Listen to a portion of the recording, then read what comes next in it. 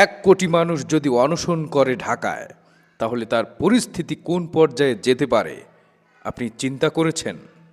1 কোটি মানুষ যদি 3 দিন থেকে 4 দিন ঢাকায় অনশন করে, ঢাকা পুরো অচল হয়ে যাবে। আসসালামু আলাইকুম প্রিয় দর্শক এবং শ্রোতা। আগামী 15ই নভেম্বর রোজ শনিবার সোহরাওয়ার্দী উদ্যানে খতমে নবুয়াতের মহাসম্মেলন। এই মহাসম্মেলনের মৌলিক দাবি হচ্ছে কাদিয়ানীদেরকে রাষ্ট্রীয়ভাবে কাফের ঘোষণা করা।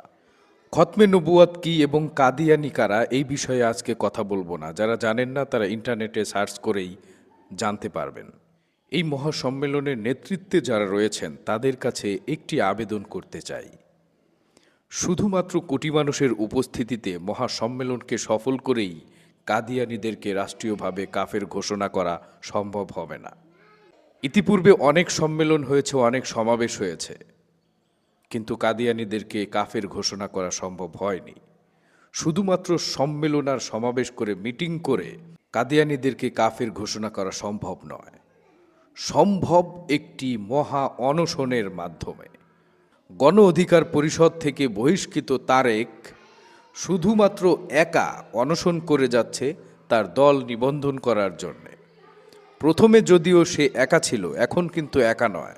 এখন অনেক সেলিব্রিটিরা তার সঙ্গে দেখা করছেন, তার সঙ্গে সাক্ষাৎ করছেন এবং তার অনশনে সবাই সহমত পোষণ করছেন। একা একজন ব্যক্তি তারেক যদি তার দলের জন্য অনশন করে তার দলের নিবন্ধন নিয়ে নিতে পারে, তাহলে কোটি মানুষের সমাগম কেন কাদিয়ানীদেরকে কাফের ঘোষণা করতে পারবে না? সেই দাবি কেন আদায় করে নিতে পারবে না?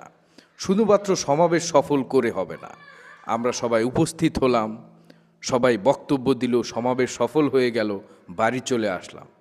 এইভাবে কাদিয়ানীদেরকে কাফের ঘোষণা করা যাবে না। চাই একটি শক্তিশালী অনশন। যতদিন পর্যন্ত আদায় না হবে ততদিন পর্যন্ত সেখানে অনশন করতে হবে। 1 দিন লাগলে 1 দিন, 5 দিন লাগলে 5 দিন, 5 মাস লাগলে 5 মাস অনশন করেই যেতে হবে, যতদিন পর্যন্ত কাদিয়ানীদেরকে কাফের ঘোষণা করা না হয়।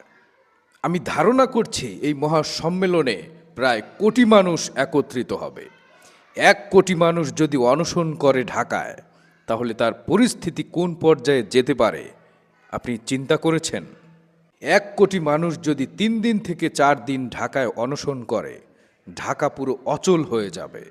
1 কোটি মানুষ যদি অবস্থান করে সেখানে অনবরত অনশন করতে থাকে এবং প্রত্যেক দিন 1 কোটি মানুষ যদি প্রস্রাব করে, সেই